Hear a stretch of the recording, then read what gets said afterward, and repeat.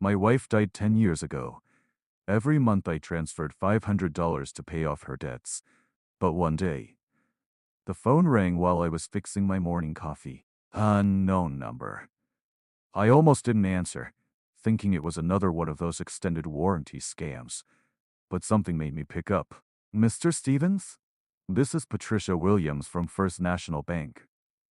I'm calling about your mortgage refinance application.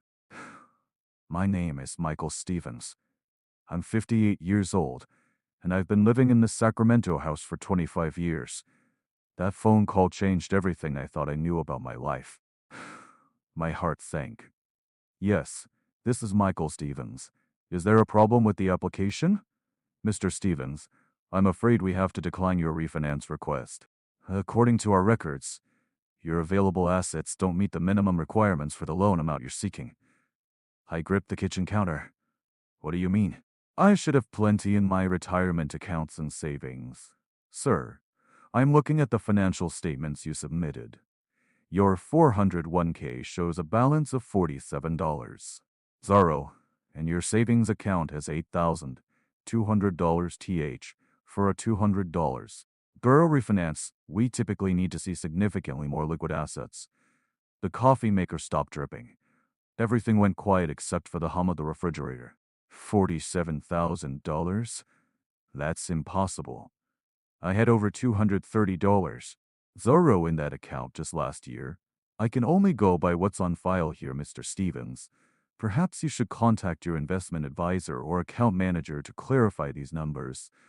After I hung up, I sat down hard in my kitchen chair. My hands were shaking. I'd retired 2 years ago from my engineering job at 56, thinking Linda and I had enough saved for a comfortable retirement. We planned to travel, maybe buy a small vacation place. I'd been letting Linda handle most of our financial planning since she was good with numbers and enjoyed managing our portfolio. I walked to my home office and pulled out the folder where I kept our important documents. Linda always provided me with quarterly investment summaries. Neatly printed spreadsheets showing our growing nest egg. According to her latest report from 3 months ago, we had $287,000 across all our retirement accounts. Something was very, very wrong. I booted up my laptop and tried to log into our investment accounts online. The passwords didn't work. When I called the investment company, they told me the passwords had been changed 18 months ago and all statements were being sent electronically to Linda's email address. Mr. Stevens, I can verify some basic information over the phone if you can answer our security questions, the representative said. After confirming my social security number, birthday, and mother's maiden name, she continued. Your 401k account shows a current balance of $47,238. There have been systematic withdrawals over the past 3 years totaling $183,000. My vision went blurry. Withdrawals. What withdrawals? I never authorized any withdrawals. Sir, these were all authorized by the secondary account holder, Linda Stevens, your wife. She has full access rights as established when the account was originally set up. Linda, my wife of 25 years, the woman I trusted completely with our financial future. Can you tell me what reasons were given for these withdrawals? I asked. The paperwork indicates they were for high-yield investment opportunities on real estate ventures. Mrs. Stevens submitted all the proper documentation. After I hung up, I sat in my office staring at the wall. $183,000 th. Nearly everything we'd saved for retirement. Gone. Linda had been telling me our money was growing through her investment strategies, showing me fake statements while secretly draining our accounts. I heard Linda's car pull into the garage. She was coming back from one of her regular investment meetings downtown. I quickly closed the laptop and tried to compose myself. She walked into the kitchen carrying shopping bags from expensive stores, smiling and cheerful. Hi, honey. I picked up a few things while I was out. How was your morning? I looked at the bags. Designer clothes. Luxury skincare products. Items that probably cost more than our monthly grocery budget. Linda, we need to talk about our finances. Her smile flickered for just a moment. What about them? The bank called about our refinance application. They said we don't have enough assets. Oh, that's probably just a paperwork mix minus up, she said quickly, setting down her bag. You know how banks are with their bureaucracy. I'll call them tomorrow and straighten it out. I already called the investment company. They said you've withdrawn $183. Zorro from our retirement accounts over the past 3 years. The color drained from Linda's face. For a few seconds, she just stared at me. Then she sat down at the kitchen table and put her hands over her face. Michael, I can explain. Explain what? Explain how our retirement money disappeared? Explain why you've been showing me fake investment statements? They weren't fake, she said defensively. I was investing the money. Some of the investments didn't work out as well as I expected, but I was trying to grow our portfolio faster. Where's the money? Linda? She was quiet for a long time. When she looked up, her eyes were red. Some of it is tied up in investments that haven't matured yet. Some of it, I used for other things. What other things? Living expenses, the shopping trips with my sister, the spot treatments. That week in Napa last month. I thought we could afford it. I thought the investments would pay off and replace everything before you noticed. I felt like someone had punched me in the stomach. My wife had been systematically stealing our retirement money for 3 years, lying to my face, showing me fabricated statements while spending our future on luxury items and vacations. How much is left, Linda? How much of our money is actually recoverable? She looked down at the table. Maybe $30,000 in some mutual funds. The rest is gone? Gone? 30 years of careful saving. 30 years of planning for our golden years together. Gone so my wife could shop and spa and live like a wealthy woman while lying to my face every single day. I stood up from the table. I need some time to think about this. Michael, please. We can work this out. I'll get a job. I'll pay it back somehow. But I was already walking toward my office. I needed to understand exactly how deep this betrayal went, and I needed to figure out what legal options I had. At 58, I wasn't ready to start over financially, but I also wasn't going to let this slide. Linda had made a choice. Now I was going to make mine. I spent the next 3 days in my office, going through every financial document I could find. Linda kept trying to talk to me, apologizing, making promises about getting a job and paying everything back. But I wasn't ready to talk. I needed to understand the full scope of what she'd done. The picture that emerged was worse than I'd initially thought. I called our credit card companies and discovered Linda had opened 2 cards in both our names that I didn't know about. The balances totaled $47,000. When I asked for transaction histories, I saw charges at luxury spas, high-end restaurants, designer clothing stores, and a jewelry store where she'd apparently bought herself a $1,000 diamond bracelet. I found receipts she'd hidden in her car.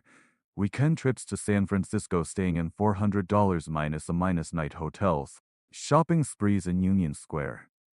A 10-day cruise to Alaska that she'd told me was a business conference for her part-time real estate work. The fake investment statements she'd been showing me were sophisticated. She'd used real company letterheads and created convincing spreadsheets showing steady growth in our portfolio. Meanwhile, she'd been forging my signature on withdrawal authorizations and telling the investment company that I was aware of all transactions. I needed professional help. I called my son Eric in Portland. He was 28, worked in financial planning, and had always been good with money. He answered on the second ring. Dad, what's up? You sound stressed.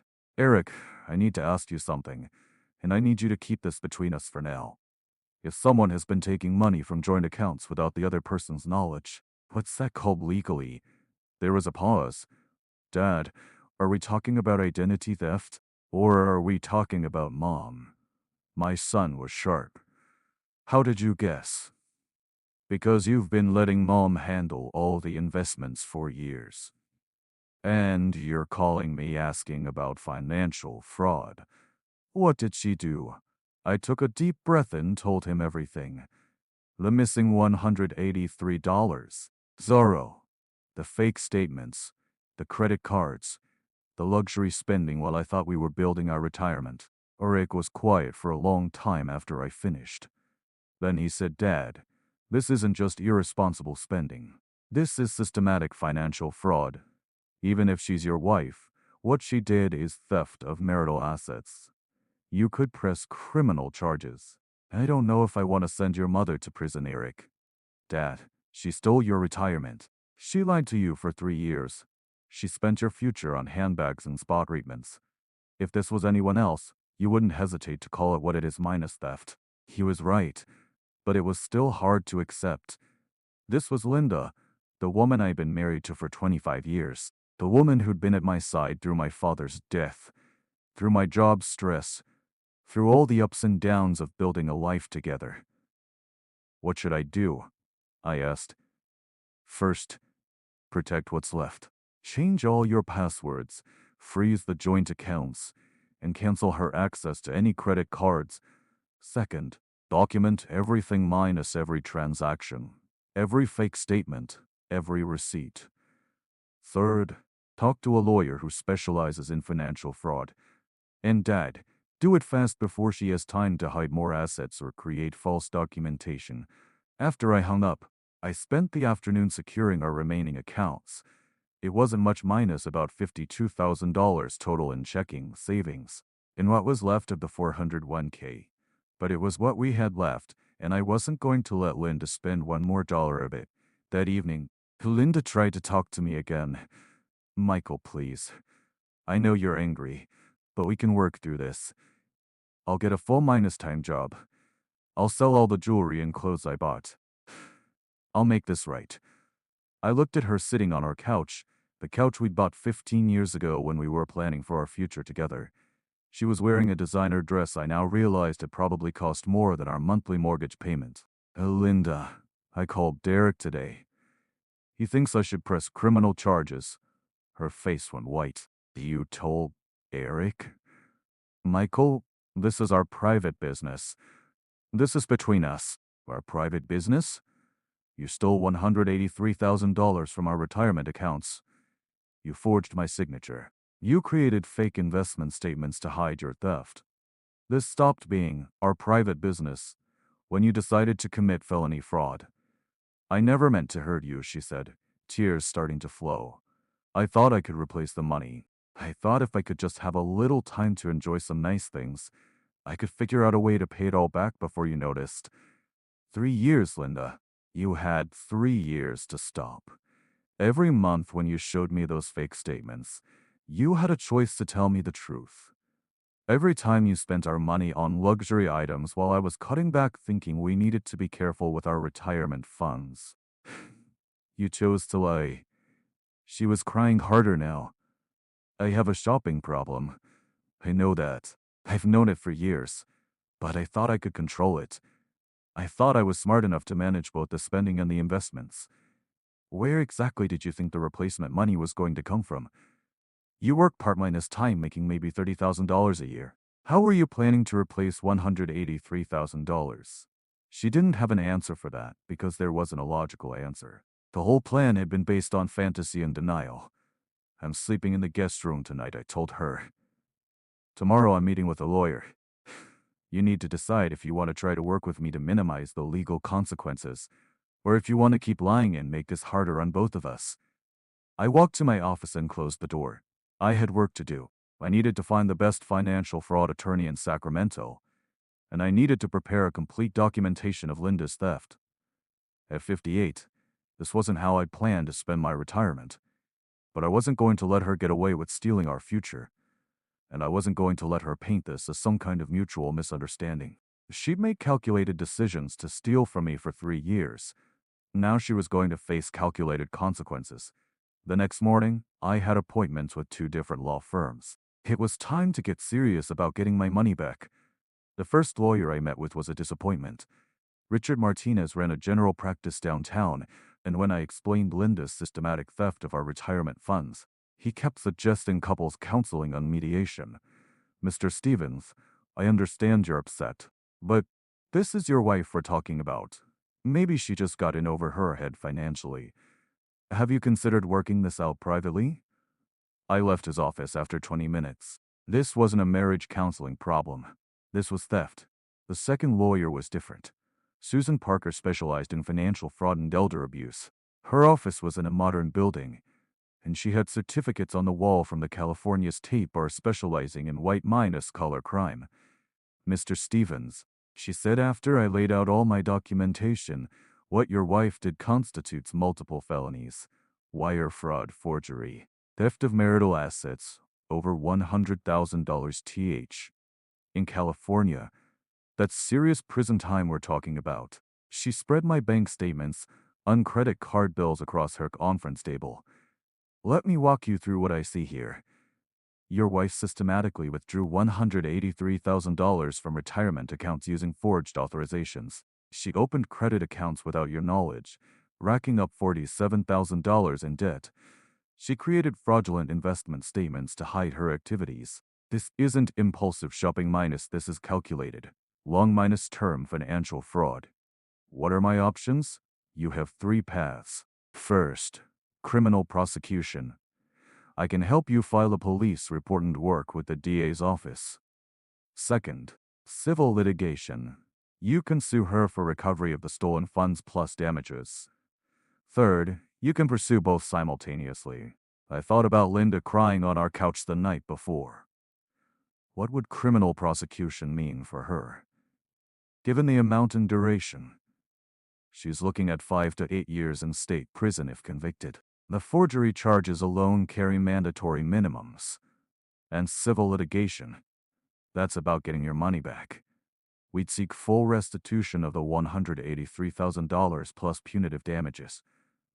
We'd also freeze her assets to prevent further dissipation. The good news is, as your spouse, any assets she purchased with stolen marital funds legally belong to both of you. Susan leaned forward. Michael, I need to ask you something directly. Are you prepared to follow this through completely? Because once we start legal proceedings, your marriage is over. There's no coming back from this. I thought about 30 years of working as an engineer, carefully saving every dollar for our retirement. I thought about Linda showing me fake investment statements, while secretly spending our future on luxury items. I thought about her crying and apologizing, but never once offering a realistic plan to pay back $183,000. I'm prepared, I said. Good. Here's what we do immediately. First, we hire a forensic accountant to trace every dollar Linda spent. Second, we file for emergency orders to freeze all remaining assets. Third, we document everything she purchased with stolen funds so we can recover it. And Michael, from this moment forward, you record every conversation you have with Linda. That afternoon, I went home with a digital recorder and a detailed action plan. Linda was waiting for me in the kitchen looking hopeful. How did it go with the lawyer? She asked. I sat down at our kitchen table and placed the recorder where she could see it. Linda, my attorney advised me to record all our conversations from now on.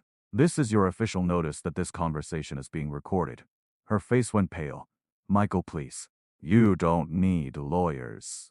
We can work this out ourselves. Can we? You stole $183,000 over 3 years. How exactly do you plan to work that out? I told you I'll get a job. I'll sell everything I bought. I'll make payments. Linda, you work part-minus time making maybe $25,000 a year. Even if you gave me every penny you earned, it would take you 7 years to pay back what you stole. And that's assuming you don't spend a single dollar on yourself for 7 years. She started crying again. So, what? You're going to destroy our marriage over money? No, Linda. You destroyed our marriage when you decided to systematically steal from me for 3 years. I'm just deciding how to respond to that destruction. What does your lawyer want you to do? I looked at her across the table. This woman I'd loved and trusted for 25 years. She wants me to file criminal charges and sue you for full restitution plus damages. She also wants me to freeze all our remaining assets so you can't spend any more of our money. Linda's crying turned into panic. Criminal charges? Michael, I could go to prison. Please, I'm begging you. I'll do anything. I'll sign any agreement you want. Just don't send me to prison. Then here's what's going to happen. Tomorrow morning, you're going to sit down with my forensic accountant and provide a complete accounting of every dollar you spent. Every purchase, every trip, every luxury item. You're going to turn over all your credit cards, checkbooks, and access cards. You're going to sign papers giving me sole control of all our remaining assets.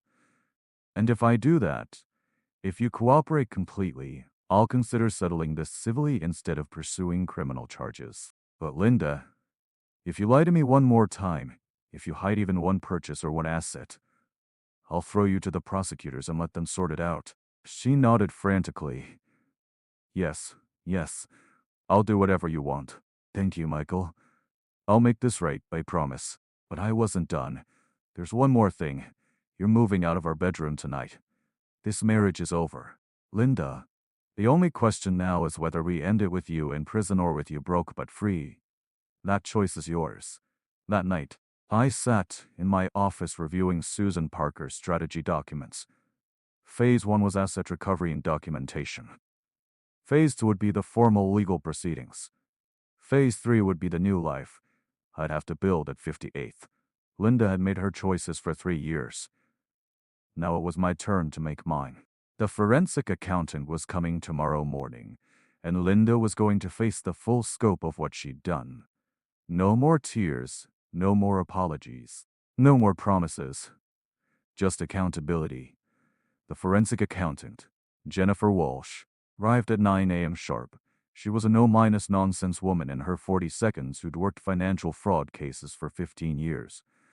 Linda sat at our kitchen table looking like she was about to face a firing squad. Mrs. Stevens, Jennifer said, opening her laptop, I need you to walk me through every withdrawal from your husband's retirement accounts. Every purchase, every trip, every luxury item. And I need complete honesty. Because I'm going to find out anyway through bank records and credit card statements. What came out over the next 4 hours was staggering. Linda had spent $38,000 on clothing and jewelry, $22,000 on spot treatments and beauty procedures, $31,000 on vacations she'd taken with her sister while telling me she was attending real estate conferences, $45,000 on home improvements minus a kitchen remodel I thought we'd pay for from savings. But she'd actually funded from my 401k. $18. Zero on her car payments. The rest had gone to credit card payments, restaurant bills, and day luxury spending. So let me understand this, Jennifer said, looking at her notes. Over 3 years, you systematically stole $183,000 from your husband's retirement accounts to fund a lifestyle you couldn't afford, while showing him fake investment statements to hide your theft. Linda was crying again, but Jennifer wasn't interested in tears. Mrs. Stevens, I need yes or no answers. Did you forge your husband's signature on withdrawal authorizations? Yes. Did you create false investment statements to deceive him about account balances? Yes.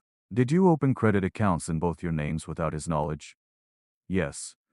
Jennifer closed her laptop. Mr. Stevens, I have everything I need. Your wife committed systematic financial fraud totaling $230,000 when we include the unauthorized credit card debt. The good news is, I can trace most of the assets she purchased. The jewelry, the car improvements, even some of the home renovations increased your property value. We can recover approximately $85,000 through assets seizure and sale. After Jennifer left, I sat down with Linda one last time. Here's what's going to happen, I told her. You're going to sign divorce papers giving me sole ownership of the house, the cars, and all remaining financial accounts. You're going to surrender all the jewelry and luxury items you bought with my money. And you're going to move out of this house by the end of the week. Where am I supposed to go? She asked. That's not my problem anymore. You had 3 years to think about consequences. You chose to steal from me instead. What about criminal charges? I've been thinking about this for days. If you comply with everything I just said, and if you sign an agreement to pay me $500 per month from any future employment until the debt is fully repaid, I won't pursue criminal charges. But Linda, If you violate this agreement in any way, I'll hand everything over to the DA's office. She signed the papers. Over the next 3 months, I watched Linda's world collapse in ways I couldn't have imagined. The jewelry sale brought in $28,000. Her luxury car was sold for $31,000 th. The expensive home improvements couldn't be undone, but they'd increased our property value by about $18. Sirith, Jennifer had been right minus I recovered $85,000 through asset seizures. Linda moved in with her sister and got a full minus-time job at a department store making $32 euro a year. After taxes and living expenses, she could afford to pay me about $400 per month. At that rate, it would take her 15 years to pay back what she'd stolen. The divorce was finalized in 6 months. Linda got nothing except her personal belongings and her car payments. I kept the house, all remaining retirement funds, and legal ownership of everything she purchased with stolen money. But something unexpected happened during those 6 months. I discovered I was angrier about the lies than the money. The fake investment statements had been sophisticated. Linda had spent hours creating believable documents to deceive me. She'd researched real investment terminology, matched fonts and formats, even created fake account numbers. This wasn't impulsive shopping minus, it was calculated. Long minus term fraud planned and executed with precision. Every month when she'd shown me those statements, talking about our growing portfolio and our secure future, she'd been laughing at me behind my back. Every time I'd suggested we be careful with spending, she'd agreed while secretly planning her next luxury purchase. The betrayal cut deeper than the financial loss. But I also discovered something else. I was stronger than I'd thought. At 58, starting over wasn't easy, but it wasn't impossible either. I had $52,000 in remaining retirement funds, plus the $85,000 I'd recovered from Linda's spending. I owned my house free and clear. I was debt minus free for the first time since Linda had opened those secret credit cards. I started consulting part minus time for my old engineering firm. The work was interesting. The pay was good and I enjoyed using my brain again. I joined a hiking group for singles and started traveling to places Linda had never wanted to visit. 6 months after the divorce, I met Carol at a financial planning seminar. She was a 55-year-old widow who'd lost her husband to cancer 3 years earlier. She was financially responsible, emotionally mature, and refreshingly honest about money matters. I believe in complete financial transparency. She told me on our third date, I've seen too many relationships destroyed by money secrets. So had I. A year later, Linda was still paying me for $100 per month and still working at the department store. I heard through mutual friends that she'd gained weight, looked older, and rarely socialized. Her sister had grown tired of her complaints and asked her to find her own apartment. Meanwhile, I was happier than I'd been in years. Carol and I had started talking about marriage, but with prenups and separate accounts. I was consulting 20 hours a week, hiking every weekend, and building a retirement that was modest but secure. Linda had stolen 3 years of my life and $183,000 of my money. In return, I'd learned who she really was, discovered my own strength, and found someone who valued honesty over luxury. She thought she was so smart, creating those fake statements and living her secret life. Turns out I was smarter. The woman who tried to steal my future had actually given me a better one. Sometimes justice comes in ways you don't expect. The people who steal from you always think they're smarter than you minus, until you prove them wrong with patience, evidence, and the law on your side. Sometimes the worst betrayal in your life becomes the door to the best chapter you never knew you needed.